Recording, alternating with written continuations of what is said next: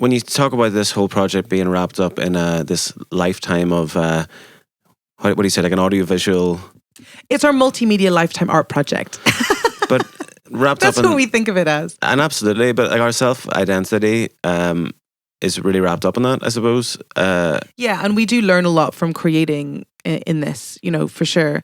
And we wanted to be more specific and more open. And, I think then you asked about the name of the album. For ages, we were like, we'll call the album Radical Happiness because that was the North Star of the journey.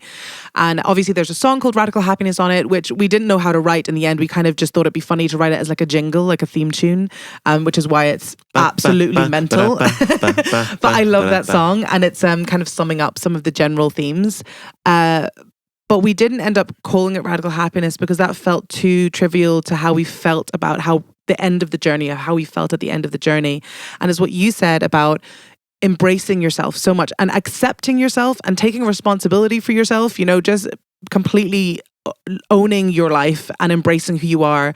I kind of also said this phrase a lot in the album, which is like, it's not a phase, mom, which is like such a silly thing, but it does get to the point where you're turning 30, you're getting married, you're settling down, you're like, no, this is just who I am. This is not like me being a rebellious teenager who wants to start a band and dye my hair. Like, I really do. Lifers. Yeah, we're lifers. And also, like, I think a lot of teenagers that do that are lifers. It's just that you're made to feel when you're younger is that you might grow out of this.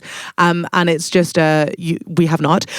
So it's embracing ourselves. And we just thought, if we were trying to sum up what we were embracing, the thing that came up a lot was us just being too much. Like, both of us for different reasons, just being a bit too much. We're always not very cool. We're very loud and colorful and ridiculous in rooms, and throughout our lives have often been kind of made to feel like we should tone it down.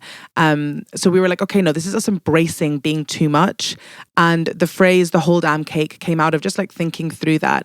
I think the kind of phrase, the two phrases that we were playing around with was like, I'm not too much, I'm the whole damn cake, which is also like, I'm not the cherry on top, I'm the whole damn cake. It's kind of like we are everything. And also that this album encompasses all of it. It encompasses the joys and how we feel now, but it also encompasses the extreme anxiety and difficulty in accepting who we are, because that's hard. I think when we were younger, I think there's a part that just you wanted to be someone different, and you're not. This is who you are, and I'm so proud of us and I love us, but it does internally take a long time. So yeah, that's where the name came from. And we shortened it to the whole damn cake because it just felt like every time we said it to people, I could see them going, yeah, the whole damn cake. And it felt like it made people think about themselves or that phrase a bit.